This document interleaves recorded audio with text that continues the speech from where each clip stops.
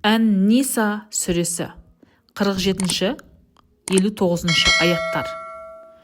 Ей, кітап түсірілгендер, бет әлпеттеріңді тегістеп бұзып, теріс айналдырмасын десеңдер, өздеріңе түсірілгенді, Тәуратты растау үшін жіберілгенге, Құранға иман келтіріңдер. Әйтпесе кезінде қасиетті сенбі күні шектен шыққандарды қарғағандай сендерге де лағнет айтармыз. Алланың әмірі орындалмай қалмайды.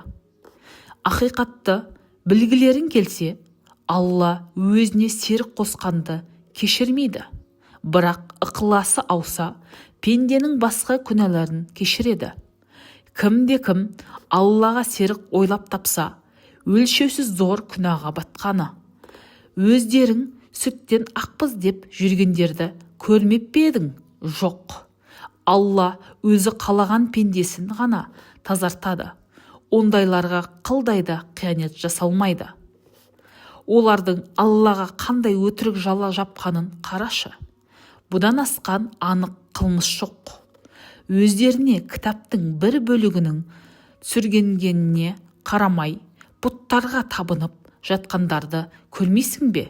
Сөйте тұра олар кәпірлерге, иман келтіргендерге қарағанда сендердің жолдарың тура жол дейтінін қайтесің? Бұлар Алланың қарғысына ұшырағандар. Алла біреуді қарғысына алса, оған жәрдемші табылмайды. Өздері ешкімге соқыр тиынды да татырмайтын. Ондай пенделер үшін Құдайдың құзырында қандай несібе бола қойсын? Жоқ. Әлде олар Алланың адамдарға берген байлығын қызғана ма?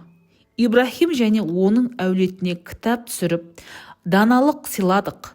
Сондай-ақ ұлағатты билік бердік.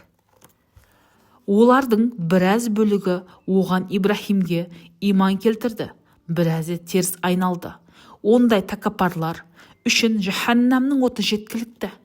Ақиқатын айтсақ, аяттарымызға иман келтірмеген пенделерді біз отқа саламыз.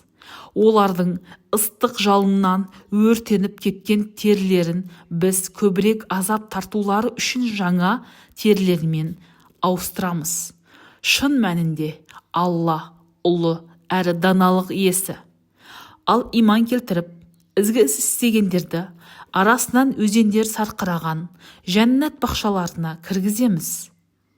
Иман келтірген тақуалардың мәңгілік мекені сол болады. Пеште олар үшін дайындалған жаны мен тәні пәк жұбайлар бар. Солардың барлығына салқын сая пана болады. Өздеріңе тапсырылған аманаттарды Алла өз иелеріне қайтарып беруді бұйырады. Адамдардың арасында билік жүргізе қалған жағдайда әділетті түрде үкім шығаруды әмір етеді. Алланың сендерге беріп жатқан ақылы керемет емес пе? Расында Алла барлығын толық естуші, көруші. Уа, мүминдер, Аллаға бойсыныңдар. Пайғамбар мен араларыңнан шыққан билік иелеріне бағыныңдар. Аллаға және ақырет күніне шынайы сенсеңдер, араларыңда туған түсінікпеушіліктің төрелігін Аллаға және пайғамбарға қалдырыңдар. Қандай да болмасын, істің ең жақсысы және қайырлысы осы.